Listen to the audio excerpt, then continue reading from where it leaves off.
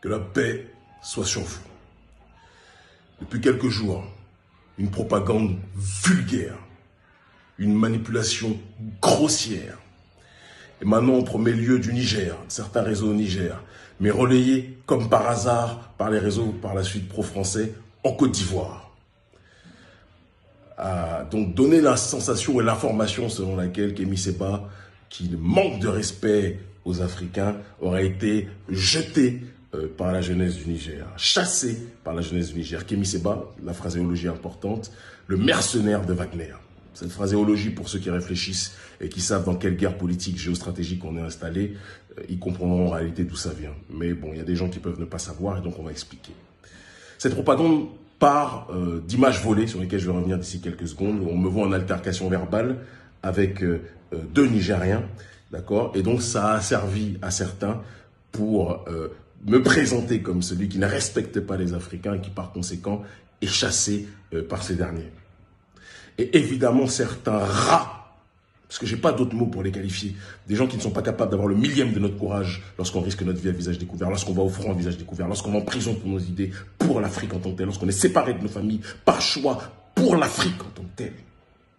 D'accord? Lorsqu'on est expulsé de différents pays, considérés comme des menaces de troubles à l'ordre public par les valets coloniaux, d'accord? Ces gens-là n'ont pas le courage de faire ce qu'on fait, mais dès qu'ils voient une brèche dans laquelle ils sont gouffrés pour essayer de nous salir, c'est lâche, c'est raté, ne savent faire que ça, essayer de sauter sur nous, arrangeant quelque part des gens plus hauts qui aiment voir les Noirs se bouffer entre eux.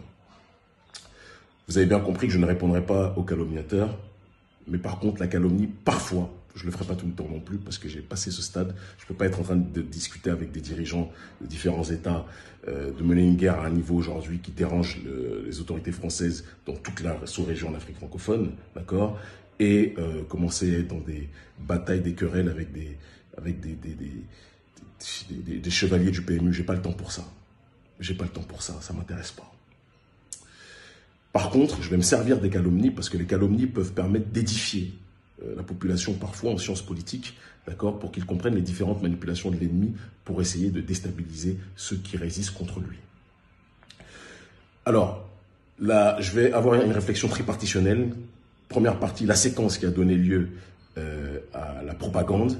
Deuxième partie de la réflexion, les différents réseaux qui ont été utilisés pour cette propagande. Et troisième partie, les architectes de cette propagande. C'est très important que l'on comprenne exactement ce qui est en train de se dérouler. Donc j'aurai une réflexion tripartitionnelle. Essayons d'élever le débat et de ne pas être dans des clashs vulgaires avec des guignols qui n'en ont pas les capacités. Donc je m'adresse au peuple en priorité, à vous que j'aime profondément.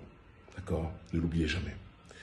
La séquence, donc il y a deux petites séquences de quelques secondes volées où on me voit en altercation verbale, sur laquelle je vais revenir tout de suite, avec deux Nigériens. Je vous laisse regarder.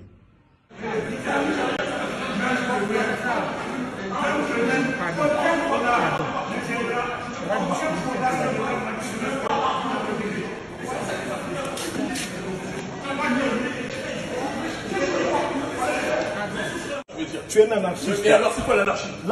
C'est quoi l'anarchie politique? C'est un courant politique, c'est quoi? C'est quoi l'anarchie politique? C'est quoi l'anarchie politique? Ces séquences-là ne sont pas des altercations verbales avec deux Nigériens lambda en tant que tels. Non, non, non. Tout le monde sait mon amour maladif de notre peuple. Tout le monde sait que même quand notre peuple ne croit pas en lui-même, je suis là pour l'appeler à croire en lui-même. C'est ma maladie, c'est ma vie. J'aime mon peuple en crever. Au sens propre du terme. La meilleure façon de tuer quelqu'un, ce n'est plus de le tuer physiquement, mais c'est de tuer son honneur, de le tuer médiatiquement et de le tuer dans le cœur des gens. Et donc, ces informations qui ont circulé m'ont présenté donc comme le mercenaire de Wagner, hein, qui a été chassé par la jeunesse consciente du Niger. Non, non, non, non, non. Ce ne sont pas des personnes lambda avec lesquelles je suis en altercation. Ce sont des personnes, et vous allez les voir, je vous les montre là, qui sont reconnaissables à leur chapeau rouge comme étant des membres de la section jeunesse du parti au pouvoir, la MJS, Mouvement de la jeunesse socialiste, jeunesse entre guillemets. À moins qu'on soit tous jeunes, parce qu'on a quasiment tous le même âge, mais ce sont des membres de cette section jeunesse au pouvoir, qui soutiennent donc les positions du président Bazoum, président le plus pro-France-Afrique, excusez-moi, après Alassane Ouattara et Macky Sall. À la limite, ils auraient le droit hein, d'être... Il y a des gens qui veulent l'esclavage, d'autres qui le combattent. Ça a toujours été comme ça depuis qu'on a été confronté à l'oligarchie occidentale et aux autres oligarchies, hein, parce qu'il n'y a pas que les Occidentaux qui nous ont fait du sale, évidemment. Ça a toujours été comme ça et ça continuera toujours à l'être. Ils ont le droit. Sauf qu'ils n'ont pas été simplement des gens qui sont des défenseurs des intérêts français au Niger et qui veulent la France-Afrique au Niger, qui défendent les positions du président Bazoum et de l'ancien président Issoufou. Il faut déjà savoir que ce gars-là en béret rouge est le neveu, ou en tout cas quelqu'un de la famille du président Issoufou, l'ancien président, qui était un des plus grands pions du néocolonialisme français au Niger. Très important. Et c'est aujourd'hui l'un des cadres, avec son camarade, d'accord, du mouvement de la jeunesse socialiste, qui soutiennent le président actuel Bazoum, le troisième président le plus pro-français d'Afrique francophone. Ces personnes-là, en plus d'être donc des pro-français, à la limite, ils font ce qu'ils veulent, ont lancé une campagne d'appel à la violence contre moi lors de mon séjour au Niger. Et je vous montre un petit screen qui illustre leurs propos, où on les voit appeler à chasser le chien enragé de Kémy Séba du Niger. Très intéressant. Donc des gens qui appellent à la violence contre moi. Lorsqu'ils se retrouvent avec moi à l'aéroport, parce qu'on partait apparemment tous du côté de Abidjan, moi j'allais en escale avant d'aller à Cotonou, je ne peux pas sortir d'Abidjan sinon je suis arrêté, mais j'ai le droit de faire des escales. C'est le droit international, on a quand même le droit de faire des escales. D'accord? Et donc on se rencontre, évidemment, tu appelles à la violence contre moi, tu me traites de sale étranger, tu me qualifies de sale étranger, mais évidemment que échange tendu verbal il y aura. Tu ne peux pas salir mon honneur alors que je viens sur invitation d'une grande partie de l'opposition. Vous êtes minoritaire dans cette situation, vous autres du parti au pouvoir, une grande partie de l'opposition me fait venir, d'accord, pour que je puisse m'opposer au néocolonialisme et apporter de l'aide aux patriotes nigériens. La nouvelle stratégie, c'est très important ce que je vais vous dire là, du système, on y reviendra tout à l'heure, c'est de faire croire, parce qu'ils ont compris que l'oligarchie française a pris un retard incroyable face à la montée du souverainisme africain. Et donc il faut qu'ils puissent criminaliser les figures les plus populaires du panafricanisme aujourd'hui. Donc moi et Nathalie Yamb. Quelques autres aussi, mais les deux qui sont en première ligne les plus diabolisés, les plus attaqués, c'est nous deux. C'est de faire croire, puisque moi, ils savent que je me déplace dans la plupart des terrains d'opération. Moi, je ne fais pas partie de ceux comme nos pseudo-détracteurs qui sont cachés derrière leur smartphone. Je risque ma vie, je vais sur le terrain, je risque les arrestations, je risque des expulsions, je risque les menaces de mort, parce que je le fais pour notre peuple. Je le fais pour notre peuple. C'est très important de le dire. Et donc, comme ils ont compris que je me déplace systématiquement sur le terrain, ils ont acté, ils ont lancé le levier de la diabolisation de ma personne en essayant de criminaliser mon attaque des dirigeants africains qui auparavant étaient considérés, les dictateurs, comme des dieux sur terre. Si vous disiez quelque chose contre eux, vous étiez jeté au cachot, vous étiez tué, vous étiez jeté en prison, vous étiez poussé à l'exil. C'est d'ailleurs encore souvent ce qui arrive. Et donc, leur stratégie, c'est de retourner la population au sein de laquelle il y a beaucoup de nos sympathisants contre nous en disant que lorsqu'on manque de respect aux présidents qui, pour la plupart, sont nos aînés, on manque de respect à nos aînés. Ce sophisme permet d'éviter la critique de fond en disant que si on s'attaque à nos aînés, c'est qu'on ne respecte pas les us et coutumes africains. Vous voyez comment ces gens sont des manipulateurs. Et ils comptent sur les sections jeunesse qui sont des mendiants politiques, des gens qui sont prêts à défendre les vendeurs de l'Afrique, les négriers contemporains de l'Afrique, d'accord, qui servent les intérêts maladivement français. Okay, ils sont prêts à les défendre contre vents et marées parce qu'ils reçoivent quelques petits bakchiches de ces dictateurs-là.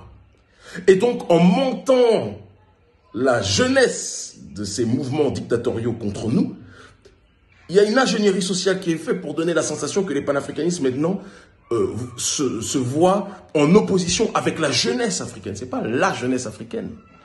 Ce sont les jeunes des partis au pouvoir pro-Ouattara, pro-Bazoum, pro-Macky Sall. Ce que je dis là est très important, sinon vous n'allez pas comprendre ce qui se passe. Parce qu'il y a des guignols qui partent de loin, qui répètent comme des perroquets, des idiots, que oui, Kémy Séba ne respecte pas les us et coutumes, ne respecte pas les Africains, il ne faut pas manquer de respect aux aînés. Non, non, non, non, non, non, non. Ceux qui savent, dans tous les pays où je vais, je rends toujours visite aux autorités traditionnelles. Là encore au Niger, j'étais avec une autorité traditionnelle, je rends visite aux autorités traditionnelles et religieuses de tous les pays africains où je vais. À chaque fois que j'en ai l'occasion, je témoigne d'un amour maladif pour notre peuple et tout le monde sait à quel point on aime notre peuple. Mais la nouvelle stratégie du néocolonialisme, c'est d'essayer de monter les Africains contre nous en faisant croire que je suis impoli parce que j'attaque des gens qui avaient le droit de vie ou de mort auparavant sur la population et qui aujourd'hui, à travers notre logique de déconstruction symbolique des pions du système colonial, ces personnes-là, je montre leur vulnérabilité et je montre qu'ils ne sont pas invincibles. Et c'est ça qui dérange à la fois ces endocolons, ces dictateurs endogènes, et à la fois l'oligarchie française qui les coopte. Elle est là, la réalité. En agissant de la sorte, en diffusant cette information selon laquelle je suis quelqu'un qui manque de respect aux us et coutumes africaines, leur objectif est donc de lever une partie de mes partisans contre nous en disant qu'Émi, on t'aime bien, mais là, on n'est pas d'accord, etc. Mais ça ne marche pas. Ça ne marche pas parce que l'immense majorité comprend exactement ce qui est en train de se dérouler. Tout comme les stratégies de la Counter-Intelligence Programme, le CONTELPRO à la française. Alors, le CONTELPRO, c'est un programme qui a été mis en place par les services de renseignement américains dans les années 60-70 pour monter la population contre les leaders noirs les plus influents ou monter d'autres militants noirs contre des militants noirs en comptant sur l'ego et la jalousie préexistante très présente au sein de nos populations, parce que le colon ou le maître esclavagiste, c'est exactement la mentalité qui est la nôtre. D'accord ? Et ils savent qu'en diffusant des fausses informations comme des faux courriers, des faux messages comme ceci, d'accord, ils vont contribuer à monter certains contre nous et à laisser s'engouffrer dans cette brèche manipulée, fausse et erronée, d'accord, certains qui avaient déjà un contentieux pour des questions de jalousie, pour des questions de pourquoi lui il est médiatisé, pas moi, etc., etc., etc., de telle sorte qu'un écosystème hostile aux figures du panafricanisme grandissent et puissent montrer justement que les panafricanistes ne sont plus si influents et populaires que ça. Mais ça ne marche pas. Les réseaux en question sont des réseaux pro-ouattaristes qui ont diffusé en premier lieu ces informations, ainsi que des réseaux pro-français du côté du Mali. Quand je dis pro-ouattariste, c'est évidemment pro-français en Côte d'Ivoire. C'est un pléonasme. Quand on dit Alassane Ouattara, Draman Ouattara, on sait très bien qu'on parle du néocolonialisme français de la manière la plus virulente, puisque c'est le plus gros soutien du néocolonialisme français en Afrique francophone aujourd'hui. Je pense qu'on peut le dire avec une très grande simplicité. Suite à cela, il est important, lorsqu'on définit ces réseaux, de comprendre l'architecture de cette propagande. Parce que tout ça ne tombe pas du ciel. Il y a quelques mois de cela, Emmanuel Macron, interrogé en conférence de presse, a été interrogé par les journalistes sur la montée du sentiment anti-français. Voilà ce qu'il dit. Je constate que beaucoup de gens qui expriment sur les réseaux sociaux les messages anti-français sont des gens qui sont financés. Ce sont des activistes qui sont financés par la Russie et par d'autres puissances qui ont installé en effet ce discours, ce langage. On en a parlé d'ailleurs très franchement hier. Et ce discours d'ailleurs vient parfois frapper des dirigeants. Plusieurs ici ont eu à le vivre en Afrique. Et donc nous avons besoin aussi de nous armer car l'information, les réseaux sociaux sont devenus des lieux de mobilisation pour parfois pousser les gens à la grande violence, les désinformer et en faire des instruments de guerre ou d'opposition politique. Comme vous l'entendez, Emmanuel Macron appelle de manière diplomatique, mais c'est à ça qu'il appelle, à la riposte. La riposte, elle est venue, notamment du sommet Montpellier, où ils ont coopté, ils ont fait venir beaucoup de jeunes des partis au pouvoir au sein des pays où la France-Afrique régnait. Donc des sections jeunesse des partis des dictateurs pro-France-Afrique. Très important ce que je dis, parce que sinon vous ne comprendrez pas la genèse de la propagande qui se passe là. À côté de ces jeunes-là, des sections donc jeunes des partis au pouvoir pro-France-Afrique, en Afrique francophone, des jeunes qui sont proches du consulat de France, des centres culturels français, qui ont de très bonnes relations avec les ambassades de France, avec les autorités françaises, ont été aussi conviés.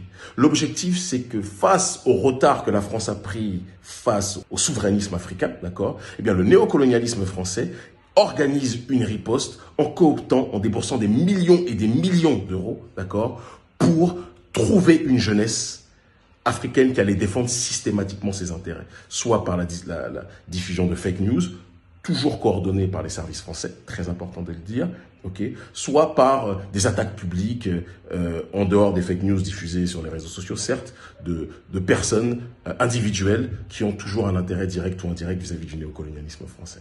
Ça, c'est la réalité. Et c'est quelque chose que l'on comprend.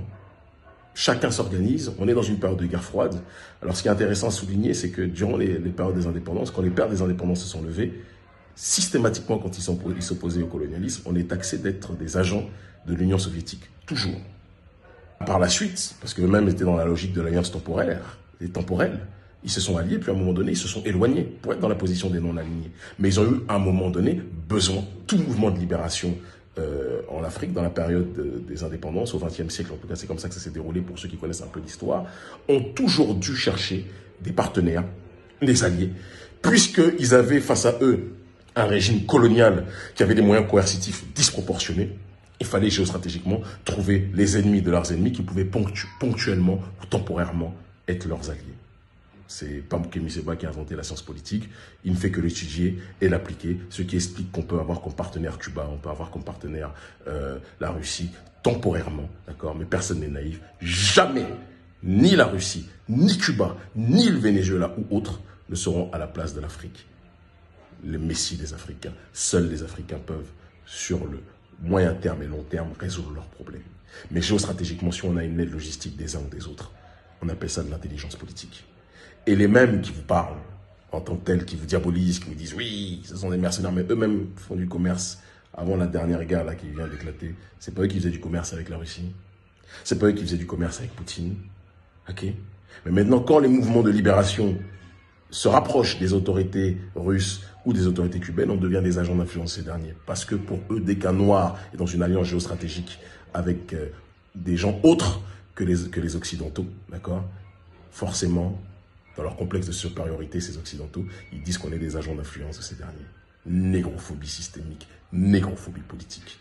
Et aux certains idiots parmi les nôtres qui disent que oui, on est des agents d'influence, ils ne font que répéter la propagande de France 24, des médias français qui veulent diaboliser des gens comme moi, Nathalie Yang ou autres, qui luttent contre le néocolonialisme français. Allez demander en Russie si moi on peut me manipuler ou m'imposer quoi que ce soit. On a notre agenda. Moi, j'ai toujours dit, si on veut nous aider, comme le disait Malcolm, on peut nous aider, mais on ne peut pas nous rejoindre. Vous voulez nous aider financièrement, vous pouvez. Mais c'est nous qui décidons de notre propre ligne et qui faisons ce que nous avons à faire. Parce qu'avant que vous vous intéressiez même à l'Afrique francophone ou que vous retourniez en Afrique de manière générale, on était déjà en train de lutter contre l'oligarchie française. Les vrais le savent. Les vrais le savent. Et donc, la stratégie actuelle du néocolonialisme français, c'est tenter d'ostraciser, de couper le magnétisme qui existe entre la masse et les leaders d'opinion du panafricanisme. C'est ça leur stratégie. Donc, nous attribuer des fausses déclarations, c'est ce qu'ils font. Ils ont une usine à troll en Côte d'Ivoire et au Mali. D'accord. De plus en plus de gens le voient. Ok. Et à côté de cela, si possible, créer aussi des affaires. On l'a vu avec mon frère Ousmane Sonko, avec le frère Ousmane Sonko, des affaires de viol, donc attaquer sur les mœurs. Et on l'a vu avec Guy Marius Sagna. Et ils vont essayer ça avec nous tous. Parce que c'est comme ça leur stratégie. Toujours tout faire. Ils l'ont fait auparavant, l'oligarchie occidentale avec Tupac, accusé de viol, qui a été mis en prison pour ça d'ailleurs, etc., etc.